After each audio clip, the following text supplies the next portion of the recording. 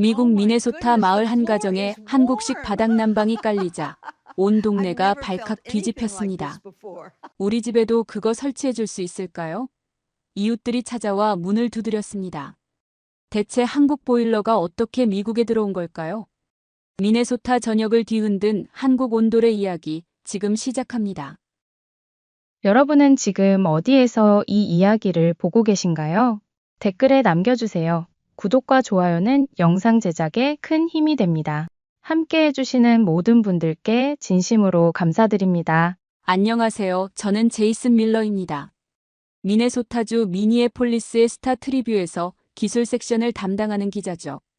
오늘 여러분께 들려드릴 이야기는 제 직업과도 관련이 있지만 그보다는 제 가족에게 일어난 놀라운 변화에 관한 것입니다. 2024년 10월 말, 우리 집 거실의 온도계는 매일 전쟁터였어요. 아니, 정확히 말하면 벽에 걸린 디지털 온도 조절기가 우리 가족의 갈등을 상징하는 물건이 되어버렸죠. 아내 은채가 온도를 19도로 낮추면 어머니 앨리슨이 다시 22도로 올리는 일이 하루에도 서너 번씩 반복되었습니다. 어머니는 전직 회계사답게 원칙을 중시하는 분이에요. 66세이신 어머니에게 집안의 모든 것은 정해진 방식대로 작동해야 했죠. 그런 어머니가 결혼 1년 차인 며느리와 같은 집에 살게 된 건 예상치 못한 일이었어요. 작년 봄 아버지 데니스가 허리 수술을 받으시면서 부모님과 함께 사는 게 자연스러워졌거든요. 은채는 의료기기 회사에서 엔지니어로 일하는 똑똑한 여성이에요. 저는 5년 전 시카고 의료기기 박람회 취재 중에 그녀를 만났죠. 한국에서 온 그녀의 차분하고 논리적인 태도에 매력을 느꼈고 2년간의 원거리 연애 끝에 결혼했습니다. 하지만 결혼 생활이 시작되고 시부모님과 함께 살게 되면서 제가 미처 몰랐던 문화적 차이들이 하나둘 드러나기 시작했어요. 가장 큰 갈등은 실내 온도였죠. 어머니는 22도를 유지해야 한다고 주장했고 은채는 19도면 충분하다고 말했어요. 어머니가 추위를 타는 체질이라면 이해할 수 있는 일이었지만 사실 어머니는 반팔 셔츠를 입고도 괜찮다고 하실 만큼 더위를 타는 편이었습니다. 단지 22도가 적정 실내 온도라는 고정관념 때문이었죠. 어느 날 저녁이었어요. 퇴근해서 집에 돌아오니 은채가 거실 바닥에 얇은 요를 깔고 앉아 노트북으로 일하고 있었습니다. 맨발이었고 편안한 표정이었죠. 소파는 바로 옆에 있는데도 바닥을 선택한 거예요. 어머니가 부엌에서 나오시다가 그 모습을 보셨어요. 어머니의 목소리가 들렸죠. 은채야, 소파가 있는데 왜 바닥에 앉아 있니? 허리에 안 좋아. 은채는 고개를 들어 환하게 웃으며 대답했어요. 어머니, 저는 이게 더 편해요. 한국에서는 다들 이렇게 앉아요. 어머니의 표정이 굳어지는 게 보였습니다. 여긴 미국이야. 가구가 있으면 쓰는 게 정상이지. 그리고 온도 좀 그만 낮춰. 추워 죽겠어. 은채는 온도계를 가리키며 차분하게 설명했어요. 지금 19도예요. 한국에서는 겨울에도 이 정도면 충분해요. 바닥이 따뜻하면 실내는 시원해도 괜찮거든요. 바닥이 따뜻하다니 무슨 소리야? 여기 바닥은 차갑기만 한데. 은채는 잠시 말을 멈췄다가 조용히 대답했죠. 그래서 제가 다르게 느껴지는 것 같아요. 저는 중간에 끼어들려다 멈췄어요. 양쪽 다 틀린 말을 하는 게 아니었으니까요. 그저 익숙한 것이 다를 뿐이었죠. 어머니는 평생 소파와 의자에서 생활하셨고 은채는 바닥에서 자란 사람이었어요. 어머니에게 22도는 정상이었지만 은채에게는 과하게 건조하고 답답한 온도였죠. 아버지 데니스만 조용히 거실 한쪽에서 책을 읽고 계셨어요. 고등학교에서 40년간 과학을 가르치신 분답게 감정보다는 논리로 상황을 파악하는 분이죠. 아버지가 책을 내려놓으며 조용히 말씀하셨습니다. 과학적으로 따져봐야 하는 거 아니야? 어떤 방식이 더 효율적인지 말이야. 그 말씀에 모두가 잠시 침묵했어요. 저는 그때 깨달았죠. 이건 단순히 온도 조절의 문제가 아니라 서로 다른 생활 방식의 충돌이라는 걸요. 그리고 저는 기자로서 또 이 가족의 일원으로서 답을 찾아야 했습니다. 마침 저는 에너지 위기 시대의 적정 난방이라는 주제로 기사를 준비하고 있었거든요. 그날 밤 저는 노트북을 열고 검색을 시작했어요. 한국 난방 시스템, 바닥 난방, 온돌. 낯선 단어들이었지만 제 호기심을 자극하기에 충분했습니다. 그날 밤의 검색 이후 저는 온돌에 대해 더 알고 싶어졌어요. 마침 일주일 뒤 미네소타 대학교 건축학과에서 에너지 효율 세미나가 열린다는 소식을 들었죠. 주제는 추운 지역의 지속 가능한 난방이었습니다. 11월 첫째 주 수요일 오후, 저는 대학 강당에 앉아 있었습니다. 세 번째 발표자가 무대에 올랐어요. 김민준 교수, 한국계 미국인으로 미네소타대 건축공학과 교수였죠. 김 교수의 첫 슬라이드는 충격적이었어요. 세계 주요 도시 겨울 평균 기온과 가정 난방비 비교 그래프였습니다. 서울의 평균 가정 난방비는 미국의 60% 수준이었어요. 더 놀라운 건 북유럽 도시들과 비교해도 한국이 40% 낮다는 거였죠. 김 교수가 말했습니다. 답은 온돌입니다. 한국이 2000년간 사용해온 바닥 복사 난방 시스템이죠. 다음 슬라이드는 온돌과 미국식 강제 공기 난방의 단면도 비교였어요. 미국식 시스템은 뜨거운 공기를 송풍구로 불어넣습니다. 공기는 가벼워서 천장부터 데워지고 사람이 있는 바닥은 가장 늦게 따뜻해지죠. 반면 온돌은 바닥 전체를 데웁니다. 열은 아래에서 위로 자연스럽게 올라가고 복사열로 공간을 고르게 데우는 거예요. 결정적인 데이터가 나왔습니다. 같은 체감 온도에 도달하는 데 필요한 에너지를 비교한 실험 결과였죠. 온돌은 강제 공기 시스템보다 34% 적은 에너지로 같은 따뜻함을 만들어냈습니다. 저는 펜을 들고 메모하기 시작했어요. 하지만 더 중요한 발견은 그 다음이었습니다. 질의응답 시간에 한 청중이 물었어요. 습도는 어떤가요? 겨울철 실내 건조함이 큰 문제인데요. 김 교수가 대답했죠. 좋은 질문입니다. 한국 가정의 겨울철 평균 실내 습도는 4,550%예요. 미국은 2,530%죠. 온돌은 공기를 직접 데우지 않기 때문에 수분을 빼앗지 않습니다. 이게 건강에 미치는 영향은 상당해요. 호흡기 질환, 피부 건조, 관절 통증까지 습도와 관련이 깊거든요. 그 순간 어머니의 무릎 통증이 떠올랐어요. 매년 겨울마다 악화되는 증상이었죠. 세미나가 끝난 후 저는 김 교수를 찾아갔어요. 명함을 건네며 인터뷰를 요청했고 그는 흔쾌히 응해주셨습니다. 20분간의 대화 끝에 저는 한국건설기술연구원의 논문과 유럽의 바닥 난방 도입 사례 자료를 받았어요. 집으로 돌아오는 차 안에서 저는 흥분을 감추기 어려웠습니다. 집에 도착하자마자 은채를 찾았죠. 그녀는 부엌에서 저녁 준비 중이었어요. 은채, 물어볼 게 있어. 한국 집들은 정말 바닥이 따뜻해? 은채가 고개를 끄덕였습니다. 당연하죠. 온돌이니까요. 겨울에도 맨발로 다니고 바닥에 앉아서 생활해요. 습도는 어때? 건조하지 않아? 은채는 잠시 생각하더니 대답했어요. 아니요, 미국처럼 건조하지 않아요. 가습기도 거의 안 써요. 우리 부모님 집은 특히 겨울에도 쾌적해요. 저는 거실로 가서 벽에 걸린 온습도계를 확인했습니다. 온도 22도, 습도 28%. 제가 중얼거렸죠. 이게 정상이 아니었구나. 그날 밤 저는 김 교수가 준 자료를 읽으며 새로운 세계를 발견했어요. 온돌은 단순한 난방 기술이 아니었습니다.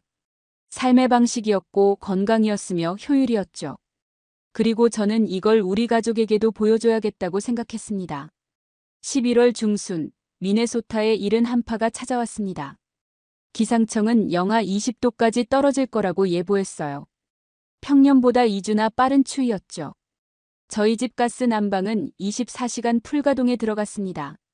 문제는 며칠 지나지 않아 나타났어요. 가장 먼저 어머니의 무릎이었죠. 어머니는 15년 전부터 무릎 관절염을 앓고 계셨는데 매년 겨울이 되면 증상이 악화되곤 했어요. 하지만 이번 겨울은 달랐습니다. 제이슨, 진통제 좀 가져다 줄래? 무릎이 너무 아파. 어머니의 목소리가 침실에서 들려왔어요. 시계를 보니 새벽 4시였습니다. 저는 약통을 들고 침실로 갔죠. 어머니는 침대에 앉아 무릎을 주무르고 계셨어요. 땀까지 흘리고 계셨습니다. 엄마, 어제도 2알 드셨잖아요. 의사 선생님이 하루 한 알이라고 하셨는데. 알아. 하지만 너무 아파서 잠을 잘 수가 없어. 그날 아침 저는 어머니를 모시고 병원에 갔어요. 담당 의사 선생님이 말씀하셨죠. 실내 습도가 너무 낮으면 관절에 좋지 않습니다. 가습기를 사용하시고 실내 온도도 너무 높이지 마세요. 하지만 이미 가습기 세대를 틀고 있었어요. 그래도 습도계는 28%를 가리키고 있었죠. 아버지의 상황도 좋지 않았습니다. 고등학교 과학교사로 40년을 일하시며 분필가루 때문에 기관지가 약하셨는데 건조한 공기 때문에 기침이 심해지셨어요. 특히 새벽에 심했죠. 어느 날 새벽 2시쯤이었어요. 화장실에서 물 흐르는 소리가 들렸습니다. 저도 목이 말라 잠에서 깨서 복도로 나왔는데 은채가 화장실 문 앞에 서 있는 게 보였어요. 문이 열리고 아버지가 나오셨습니다. 손에 피 묻은 휴지를 쥐고 계셨죠. 아버지 괜찮으세요? 은채의 목소리에 놀람과 걱정이 섞여 있었어요. 아버지는 괜찮다고 손을 흔드셨지만 은채는 재빨리 새 티슈를 꺼내 건네드렸습니다. 아버지가 돌아가신 후 은채의 눈가에 눈물이 맺혀 있는 걸 봤어요. 여보, 이러다 큰일 나는 거 아냐? 은채의 작은 목소리였습니다. 저도 같은 생각이었어요. 은채 자신도 힘들어하고 있었습니다. 한국에서 온 지 2년이 됐지만 여전히 미국의 겨울 건조함에 적응하지 못하고 있었어요. 손등과 발 뒤꿈치가 갈라져서 핸드크림을 하루에도 서너 번 발랐고 입술도 계속 트고 있었죠. 며칠 후 11월 가스비 고지서가 도착했습니다. 봉투를 뜯는 제 손이 떨렸어요. $520. 전년 같은 기간보다 35% 증가한 금액이었습니다. 아직 11월인데 이 정도라면 1월과 2월은 얼마나 나올지 상상도 되지 않았어요. 바로 그날 저녁 이웃 톰이 찾아왔습니다. 톰은 냉난방 설비업체를 운영하는 52세 남자였어요. 이 동네에서 30년을 살았죠. 제이슨, 너희 집 난방비 얼마나 나왔어? 우리 집은 500불 넘게 나왔어. 이 동네에서 30년 살았는데 이번 겨울이 제일 힘들 것 같아. 다들 보일러 교체하려는데 가격이 만만치 않거든. 저는 톰에게 최근 알게 된 온돌 이야기를 꺼냈어요. 톰은 흥미로워했지만 미국에서 시공할 수 있는 업체가 거의 없다는 게 문제였죠. 그날 밤 저녁 식사 자리에서 은채가 조심스럽게 말을 꺼냈습니다. 저희 회사에서 다음 주 한국 본사로 출장을 가요. 5일 정도인데. 혹시 같이 가실래요? 온돌이 뭔지 직접 보시면 좋을 것 같아서요. 어머니가 포크를 내려놓으셨어요. 한국까지 가서 난방을 보자고. 그게 무슨 소리니? 은채의 얼굴이 붉어졌지만 계속 말을 이어갔어요. 우리 부모님 집에서 묵을 수 있어요. 직접 경험해 보시면. 왜 제가 이렇게 말하는지 이해하실 거예요. 침묵이 흘렀습니다. 그때 아버지가 조용히 말씀하셨어요. 나는 가보고 싶은데. 과학교사 출신으로서 확인하고 싶어. 그 말씀이 우리 가족의 운명을 바꿔놓을 줄은 그때는 아무도 몰랐습니다. 11월 마지막 주 저와 아버지는 은채와 함께 인천공항에 도착했습니다. 13시간 비행 끝에 서울에 온 거죠. 어머니는 미국에 남으셨어요. 며느리의 나라를 방문하는 게 불편하셨던 것 같아요. 은채의 부모님이 공항에 마중 나오셨습니다. 은채 아버지는 전직 건축기사셨고 어머니는 초등학교 교사 출신이었어요. 두 분 모두 영어를 조금 하셨습니다. 서울 강남 아파트에 도착했어요. 32평 규모였죠. 현관문을 열고 들어서는 순간 이상한 느낌이 들었습니다. 신발 벗으세요. 은채의 말에 신발을 벗고 현관에서 거실로 올라섰습니다. 그 순간 발바닥에 미묘한 따뜻함이 전해졌어요. 부드러우면서도 확실한 온기였죠. 아버지가 멈춰섰습니다. 이게 뭐지? 은채 아버지가 설명하셨어요. 온돌이에요. 바닥 난방 시스템이죠. 방마다 온도 조절이 가능해요. 저는 거실 바닥에 손을 대봤습니다. 따뜻했지만 뜨겁지 않았어요. 사람의 체온처럼 편안한 온도였죠. 벽의 온도계는 20도를 가리켰습니다. 미네소타에서는 추울 온도인데 전혀 춥지 않았어요. 첫날 저녁, 우리는 거실 바닥에 앉아 저녁을 먹었습니다. 낮은 테이블에 여러 반찬이 놓였고 따뜻한 김치찌개가 김을 내뿜고 있었죠. 식사 후 은채 아버지가 온도를 설명해 주셨어요. 우리 집은 전기식이에요. 바닥에 전열선이 깔려 있고 그 위에 시멘트와 마루가 있죠. 전열선이 바닥을 데우면 복사열로 방 전체가 따뜻해지는 원리예요. 데니스가 질문했습니다. 에너지 효율은 어떤가요? 은채 어머니가 대답하셨어요. 우리 집 한 달 난방비는 겨울에 7만 원 정도예요. 미국 돈으로 $50쯤이요. 아버지와 제 눈이 동그래졌어요. 우리 집의 10분의 1 수준이었거든요. 그날 밤 은채 부모님이 작은 방을 내주셨어요. 요와 이불이 깔려 있었죠. 저는 바닥에서 자는 게 불편할 거라 생각했어요. 하지만 눕는 순간 생각이 완전히 바뀌었습니다. 따뜻한 바닥이 등과 다리를 감싸는 느낌이었어요. 침대와는 완전히 다른 포근함이었죠. 마치 거대한 손이 온몸을 받쳐주는 것 같았습니다. 아버지가 옆방에서 중얼거렸어요. 이거 진짜 좋은데? 그날 밤 저는 12시간을 푹 잤습니다. 중간에 한 번도 깨지 않았어요. 미네소타에서는 새벽에 최소 2~3번은 깼는데 말이죠. 다음 날 아침 아버지가 거실에서 커피를 마시고 계셨습니다. 제이슨, 신기한 게 뭔지 알아? 가습기 틀지 않았는데 목이 전혀 안 마르더라. 맞아요. 저도 그랬어요. 코도 안 막혔고요. 은채가 설명했어요. 온돌은 공기를 직접 데우지 않아서 수분을 빼앗지 않거든요. 그래서 겨울에도 건조하지 않아요. 3일간 저희는 온돌의 장점을 발견했습니다. 맨발로 자유롭게 돌아다닐 수 있다는 것, 바닥에 앉아 책을 읽거나 작업할 수 있다는 것, 그리고 집 전체가 고르게 따뜻하다는 것이었죠. 마지막 날 저녁, 아버지가 말씀하셨어요. 이 온도를 미국에서도 할 수 있을까요? 은채 아버지가 고개를 끄덕이셨습니다. 요즘은 전 세계로 수출되고 있어요. 기술자를 연결해 드릴 수도 있고요. 저는 확신했습니다. 이건 단순한 난방이 아니었어요. 삶의 질을 바꾸는 혁명이었죠. 출장 3일째, 은채는 부산 공장으로 출근했고 저와 아버지는 관광을 겸해 온돌 조사에 나섰습니다. 은채가 추천해준 곳은 부산 전통 한옥마을이었어요. 한옥마을에 도착하니 150년 된 전통 가옥들이 줄지어 있었습니다.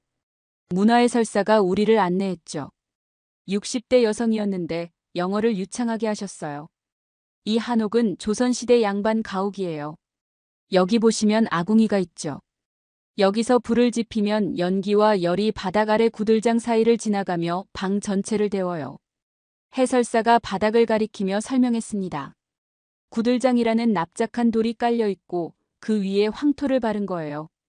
돌이 열을 머금었다가 천천히 방출하죠. 한 번 불 때면 24시간 따뜻했어요. 아버지가 무릎을 꿇고 바닥을 만져봤습니다. 신기하네. 이게 2000년 전 기술이라고? 해설사가 웃으며 대답했어요. 정확히는 신라시대부터 시작됐으니 약 1500년 정도 됐죠. 한국의 추운 겨울을 버티게 해준 조상님들의 지혜예요. 저는 메모하며 질문했습니다. 효율은 어땠나요? 해설사가 자료를 보여줬어요. 1970년대 석유파동 때 연구한 자료인데 전통 온돌이 서양식 난로보다 30% 이상 에너지를 절약한다는 결과가 나왔어요. 그래서 한국이 그 어려운 시기를 버틸 수 있었던 거죠. 오후에는 부산대학교 기계공학과를 방문했습니다. 아버지가 과학교사 출신이라는 걸 알고 은채가 교수님께 미리 연락해 둔 거였어요. 이준호 교수가 우리를 실험실로 안내했습니다. 실험실에는 2개의 작은 방 모형이 설치돼 있었어요. 하나는 온돌 시스템, 다른 하나는 중앙 강제공기 난방 시스템이었습니다. 이 교수가 설명했어요. 같은 크기의 방에 같은 외부 온도를 적용하고 실내 온도 20도를 유지하는 데 필요한 에너지를 측정했습니다. 모니터에 실시간 데이터가 표시됐어요. 온돌 시스템은 시간당 1.2kW, 강제공기 시스템은 1.85kW를 소비하고 있었습니다. 아버지가 계산기를 꺼내 계산했어요. 약 35% 차이네요. 맞습니다. 이 교수가 고개를 끄덕였죠. 더 중요한 건 습도예요. 온돌방은 습도 48%, 강제공기방은 31%를 유지하고 있어요. 이게 건강에 미치는 영향은 엄청납니다. 이 교수는 또 다른 데이터를 보여줬어요. 겨울철 한국과 미국의 호흡기 질환 입원율 비교였습니다. 비슷한 기온대임에도 미국이 한국보다 40% 높았어요. 저는 흥분을 감추기 어려웠습니다. 이건 기사 하나로는 부족해요. 시리즈로 써야겠어요. 저녁에는 은채가 찜질방에 데려갔습니다. 아버지는 처음에는 공중 목욕탕 같은 곳에 가는 게 어색해했지만 들어가자마자 생각이 바뀌었어요. 찜질방 안에는 여러 온돌방이 있었습니다. 황토방, 숯방, 소금방. 각각 다른 온도와 재료로 만들어진 방들이었죠. 사람들은 바닥에 누워 쉬거나 앉아서 차를 마시거나 가족끼리 대화를 나누고 있었어요. 아버지가 황토방 따뜻한 돌 위에 수건을 깔고 누웠습니다. 저도 옆에 누웠죠. 따뜻함이 등을 통해 온몸으로 퍼져나갔어요. 한참을 그렇게 누워있다가 아버지가 조용히 말씀하셨습니다. 제이슨 40년 교사 생활하면서 이런 건 처음이야. 온돌이라는 게 단순히 방을 데우는 게 아니라 사람을 품는 거구나. 아버지의 목소리에 감동이 묻어났어요. 저도 같은 생각이었습니다. 앨리슨한테 이걸 어떻게 설명하지? 경험하지 않으면 이해 못할 텐데. 걱정 마세요, 아빠. 우리가 집에 가면 직접 보여드리면 돼요. 그날 밤 호텔로 돌아와 저는 노트북을 열고 지금까지의 자료를 정리했습니다. 숫자, 데이터, 인터뷰, 사진들. 이 모든 것이 한 가지 결론을 가리키고 있었어요. 온돌은 미국이 배워야 할 기술이었습니다. 한국에서 돌아온 다음 날 새벽 6시, 저는 추위에 잠에서 깼습니다. 이불을 뒤집었었는데도 몸이 떨렸어요. 뭔가 이상했죠. 침실 온도계를 확인했습니다. 12도. 순간 정신이 번쩍 들었어요. 여보, 보일러가 꺼진 것 같아. 저는 지하실로 내려갔습니다. 보일러는 완전히 멈춰 있었고 에러 표시등이 깜빡이고 있었어요. 제시동을 여러 번 시도했지만 소용없었죠. 아버지와 어머니도 일어나셨어요. 어머니는 두꺼운 가운을 걸치고도 덜덜 떨고 계셨습니다. 제이슨, 어떻게 된 거야? 너무 추워. 보일러가 고장났어요. 지금 긴급수리업체에 전화하고 있어요. 긴급수리 기사가 도착한 건 오전 9시였습니다. 그는 보일러를 15분간 점검하더니 고개를 저었어요. 메인 순환 펌프가 완전히 나갔네요. 부품을 주문해야 하는데 이 모델은 구형이라 최소 3일은 걸립니다. 3일? 기사님, 지금 밖이 영하 32도예요. 3일을 어떻게 버티죠? 전기 히터를 쓰셔야죠. 다른 방법이 없습니다. 기사가 떠난 후 어머니가 패닉에 빠졌습니다. 이 추위의 3일을? 우리 나이에? 저는 급히 근처 철물점으로 달려가 전기 히터 5대를 샀습니다. 집에 돌아와 각 방에 하나씩 설치하고 최대 출력으로 가동했어요. 30분 뒤 조금씩 따뜻해지는 것 같았죠. 그런데 1시간 후 집 전체에 전기가 나갔습니다. 차단기가 내려간 거예요. 히터 5대를 동시에 가동하니 전력 부하를 견디지 못한 겁니다. 아버지가 차단기를 올렸지만 다시 히터를 켜면 또 내려갔어요. 결국 히터 2대만 번갈아 가며 사용할 수밖에 없었죠. 거실과 어머니 침실에만 히터를 틀었습니다. 정오쯤 되자 집안이 얼음장처럼 변했어요. 창문에는 성에가 끼기 시작했고 화장실 수도관에서는 이상한 소리가 났습니다. 수도관이 얼어붙기 시작한 거였어요. 은채가 조심스럽게 말했습니다. 저희 부모님이 다음 달에 미국 오시기로 했어요. 온돌 기술자를 아시는데 같이 오시겠대요. 자재랑 연결해 드릴 수 있어요. 어머니가 소파에서 담요 5장을 뒤집어 쓴 채 떨고 계셨어요. 은채야, 그게 얼마나 걸리는데? 한 방만 하면 3일 정도요. 집 전체는 2주 정도 걸릴 거예요. 어머니는 대답하지 않으셨습니다. 그저 이를 딱딱 떨고 계셨죠. 아버지가 어머니 옆에 앉으며 조용히 말씀하셨습니다. 앨리슨, 한국에서는 이런 일 없었어. 5일 내내 따뜻했어. 보일러가 꺼져도 괜찮을 만큼 말이야. 어머니가 아버지를 바라봤습니다. 눈가에 눈물이 맺혀 있었어요. 정말 그랬어? 정말이야. 제이슨도 봤잖아. 우리가 자던 방, 밤새 따뜻했어. 그리고 습기도 적당하고 공기도 깨끗하고. 너무 좋더라. 저녁 식사는 거실에서 히터 앞에 모여 앉아 먹었습니다. 뜨거운 수프였지만 먹고 나면 금세 추워졌어요. 은채가 핫팩을 꺼내 어머니께 드렸습니다. 어머님, 이거 허리에 붙이세요. 조금은 나을 거예요. 어머니가 은채의 손을 잡았습니다. 고마워, 은채야. 그리고 미안해. 내 말을 진작 들을 걸 그랬어. 그날 밤 우리는 모두 거실에서 잤습니다. 히터 하나를 중앙에 놓고 침낭과 담요를 여러 겹 깔았죠. 마치 캠핑하는 것 같았어요. 하지만 전혀 낭만적이지 않았습니다. 새벽 3시쯤 어머니의 신음소리가 들렸습니다. 무릎이 너무 아프다고 하셨어요. 저는 진통제를 드렸고 아버지는 어머니의 무릎을 주물러 드렸습니다. 그 순간 저는 결심했어요. 보일러가 고쳐지든 안 고쳐지든 우리 집에 온도를 설치하겠다고요. 2025년 1월 중순, 은채의 부모님이 미국에 오셨습니다. 그리고 한국 온돌 시공 전문가 김성수 씨도 함께 왔죠. 50대 중반의 경력 25년 베테랑이었어요. 김 기사가 우리 집 구조를 꼼꼼히 살펴봤습니다. 바닥 구조가 좋네요. 콘크리트 슬래브 위에 나무 마루라 온돌 설치하기 적합해요. 우리는 시범으로 1층 마스터 침실만 먼저 하기로 했습니다. 어머니 침실이었죠. 공사 기간은 3일이었어요. 첫날 김 기사와 은채 아버지가 기존 마루를 걷어냈습니다. 콘크리트 바닥이 드러났죠. 그 위에 단열재를 깔고 전열선을 일정한 간격으로 배치했어요. 마치 거미줄처럼 정교하게 깔리는 모습이 인상적이었습니다. 이웃톰이 작업 중인 집을 방문했어요. 와, 이게 그 한국 난방이야? 복잡하네. 김 기사가 웃으며 설명했습니다. 복잡해 보여도 원리는 간단해요. 전열선이 바닥을 데우고 그 열이 복사되는 거죠. 미국 전기 규격에 맞춰 시공하면 안전합니다. 둘째 날에는 전열선 위에 시멘트 몰타를 부었어요. 그리고 하루 양생 시간을 가졌죠. 셋째 날 새 마루를 깔고 온도 조절기를 설치했습니다. 벽에 깔끔한 디지털 온도계가 달렸어요. 김 기사가 스위치를 켰습니다. 자, 이제 2시간 정도 지나면 따뜻해질 겁니다. 저녁 8시쯤 어머니가 침실에 들어가 보셨어요.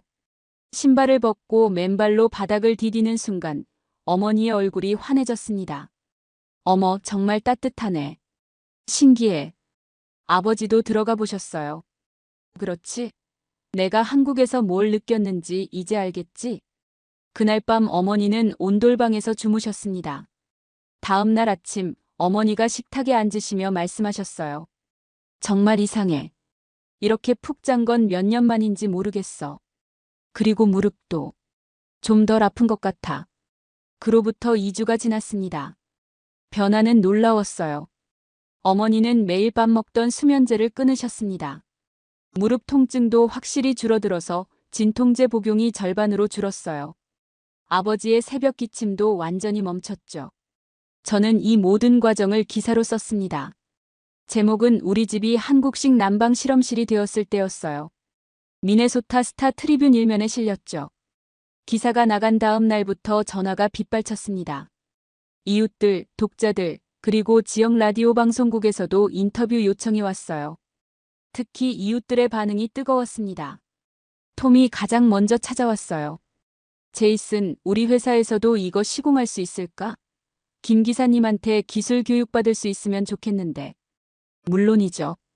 김 기사님이 다음 주까지 계신데요. 그 주말 우리 집은 오픈하우스가 됐습니다. 이후 12가구가 찾아와 온돌방을 체험했어요. 모두가 신발을 벗고 바닥을 밟아보며 놀라워했죠. 어느 날 저녁 어머니가 저와 은채를 거실로 부르셨습니다. 진지한 표정이셨어요. 제이슨, 은채, 나 결정했어. 다른 방들도 다 바꾸자. 거실도 내 방도 서재도. 엄마 정말요? 어머니가 고개를 끄덕이셨습니다. 이 나이에 새로운 걸 받아들이기가 쉽진 않았어. 하지만 은채 내가 옳았어. 이건 단순한 난방이 아니야. 삶의 질이 달라지는 거더라. 은채의 눈에 눈물이 글썽였어요. 어머니가 은채의 손을 잡았습니다. 미안했어, 은채야. 내 말을 진작 들을 걸 그랬어. 너희 부모님께도 감사하다고 전해줘. 그날 밤 저는 노트북을 열고 후속 기사를 쓰기 시작했습니다. 제목은 정했어요. 온돌이 바꾼 우리 가족, 그리고 이웃들의 겨울이었죠. 2월 말, 우리 집 전체의 온돌 공사가 완료됐습니다. 거실, 침실, 서재, 심지어 지하실까지 모든 공간이 따뜻한 바닥을 갖게 됐죠.